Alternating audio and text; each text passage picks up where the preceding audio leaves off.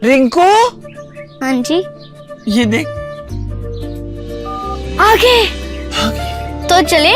सत श्री अकाल बीजी। सत श्री अकाल पुत्र। अब साफ दिखाई दे रहा है बीजी। बहुत साफ दिखाई दे रहा है। बीजी इतने टाइम बाद नए चश्मे बनवा ही लिए। किसी अपने ने पैसे भेजे और हर महीने पैसे भेजेंगे। वाह। बोना ते टू टू होगी थोड़े 1 तरीक तो बाद ये थोड़े पैसे ने ਇਹਦੇ ਨਾਲ कोई अमीर नहीं हो जाना तुसी मावा भैणा ਨੂੰ सत्कार दे के मैनू खुशी मिलती है इस गल दी। मुख्यमंत्री माँ बेटी सत्कार योजना, आपका अपना भगवंत मान। और न्यूज काउंटर की शुरुआत सबसे पहले बात उस खबर की जिस पर पूरे देश की निगाहें पिछले 1 महीने से लगातार बनी हुई हैं। जी हां, हम बात कर रहे हैं करोड़ों हिंदुओं की आस्था के प्रतीक भगवान श्री राम के मंदिर में चढ़ावा चोरी की।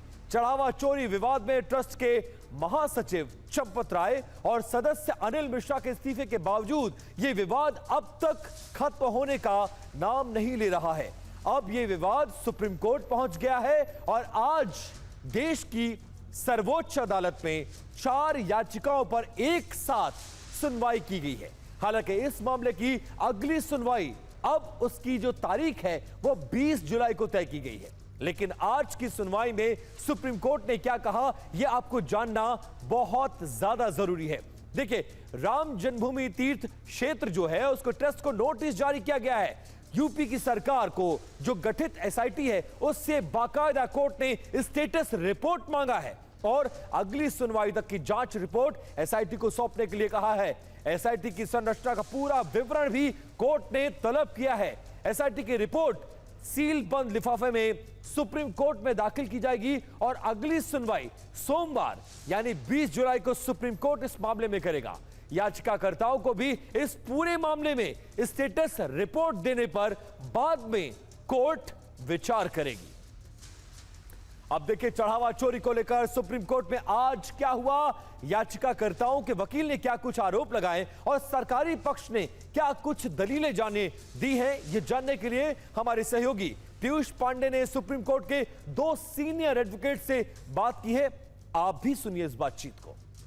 स्टेटस रिपोर्ट जो एसआईटी है और जो ऑनगोइंग पुलिस इन्वेस्टिगेशन है इसको लेकर के स्टेटस रिपोर्ट कोर्ट में फाइल किया जाए, इस तरह की डायरेक्टिव्स है। बाकी विस्तार में एग्जैक्ट जो वर्डिंग्स जो ऑर्डर्स के हैं वो अपलोड होने पर ही समझ में आता है। जो मोटे तौर पे हम लोगों ने कोर्ट प्रोसीडिंग से समझा है, कोर्ट ने स्टेटस रिपोर्ट को मंगाया है अगले मंडे तक। हमने बहुत संक्षिप्त में यह मांग करी है कि इस पूरे प्रकरण में एक सीबीआई के नेतृत्व में जांच दल गठित किया जाए और वो जांच दल पूरे प्रकरण की यथाविधि जांच करे। हम इतनी सी हम मांग कर रहे हैं। कोर्ट की सीरियस है, क्योंकि जब सीरियस होता है कोर्ट और कोर्ट जो है चीज़ों को पता होता तो इसीलिए बहुत, अगर आप देखेंगे बहुत शॉर्ट पीरियड का आर्गुमेंट रहा और हियरिंग रही है।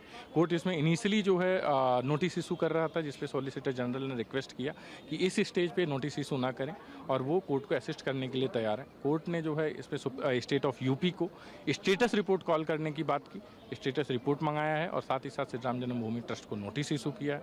वापस इसको जो है गंभीरता अगर नहीं होती तो शायद मंडे की डेट ना देते, उन्होंने वापस मंडे की डेट दी है और 20 जुलाई को जो है वापस इस पर सुनवाई होगी। कोर्ट एसआईटी के द्वारा जो स्टेटस रिपोर्ट फाइल होगा स्टेट ऑफ यूपी की तरफ से उसको देख करके जो फर्दर स्टेप क्या होगा उसको डिसाइड करेगी। और राम मंदिर चढ़ावा चोरी को लेकर न्यूज काउंटर में अगली अहम खबर हम बताने से पहले आपको यह बताना बहुत ज्यादा जरूरी है कि आखिरकार सुप्रीम कोर्ट में आज ये सुनवाई क्यों हुई, किसकी याचिका पर सुनवाई की गई और सुप्रीम कोर्ट ने क्या कुछ कहा है वो जान लीजिए। सुप्रीम कोर्ट से क्या मांगे की गई है, सबसे पहले यह जानिए। सुप्रीम कोर्ट की निगरानी में जांच करने की बात कही गई है। मामले की सीबीआई जांच कराने की मांग की गई है। सीबीआई की एसआईटी बनाकर इस पूरे मामले में जांच करवाया जाए, यह मांग की गई है। इस पिटीशन में चढ़ावा चोरी के सबूत सुरक्षित रखे जाए और ट्रस्ट के वित्तीय लेन देन की फॉरेंसिक ऑडिट कराने की मांग भी की गई है। अब किस किस की यह याचिका है वो जानना जरूरी है। देखिए, सुधाकर सिंह जो कि आरजेडी के सांसद हैं, उन्होंने याचिका दाखिल की थी। नरेंद्र कुमार गोस्वामी ये वकील हैं सुप्रीम कोर्ट में, इन्होंने दाखिल किया है।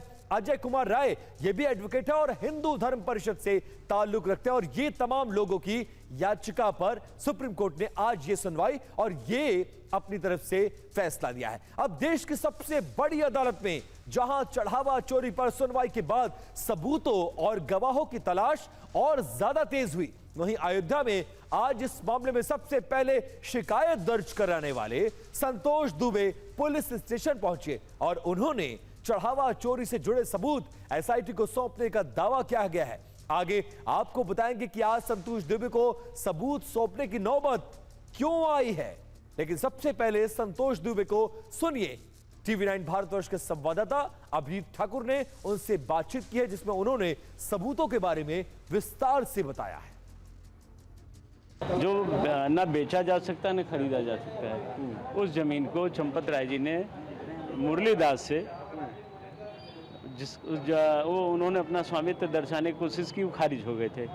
उस ज़मीन को इन्होंने 23 करोड़ रुपए में खरीद लिया, नजूल की ज़मीन को। क्या हक था? ये तो जनता का पैसा, राम भक्तों का पैसा था, तो आपको ये काम नहीं करना था, लेकिन कर लिया। इस तरह से ये बड़ा फ्रॉड है। और जो भी चढ़ावे का ही पैसा तो आया है, जो लगा है चढ़ावे के अलग का कुछ नहीं है। इस तरह से ये 4-5 का भी हम लाए हैं। उसमें एक राम फकीरे मंदिर का है जो 4 करोड़ में इन्होंने ख़रीदा था।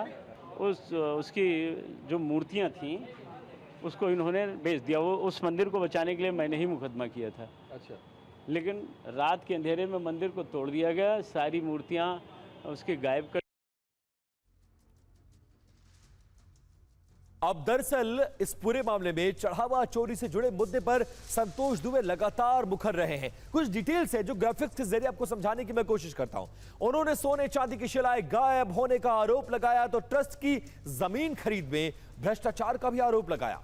यहां तक कि चंपत राय, अनिल मिश्रा, गोपाल राव पर गंभीर आरोप लगाते हुए उनके खिलाफ एफआईआर दर्ज करने के लिए तहरीर भी दी और मामले की निष्पक्ष जांच और आरोपियों के पॉलीग्राफी टेस्ट की मांग भी की थी। इन्हीं आरोपों को लेकर कल संतोष दुबे ने सीईओ सिटी ऑफिस से वीडियो कॉन्फ्रेंसिंग के जरिए लगभग 15 से 20 मिनट तक उनसे पूछताछ की गई थी। एसआईटी के 2 सदस्य विजय विश्वास पंत और एस किरण ने उनसे पूछताछ की थी और उनके लगाए आरोपों से जुड़े सबूतों पर उनसे मांग की थी, जिसके जवाब में संतोष दुबे आज सीईओ कार्यालय में सबूत पेश करने का दावा कर रहे हैं और आज वो तमाम सबूत लेकर यहां पहुंचे।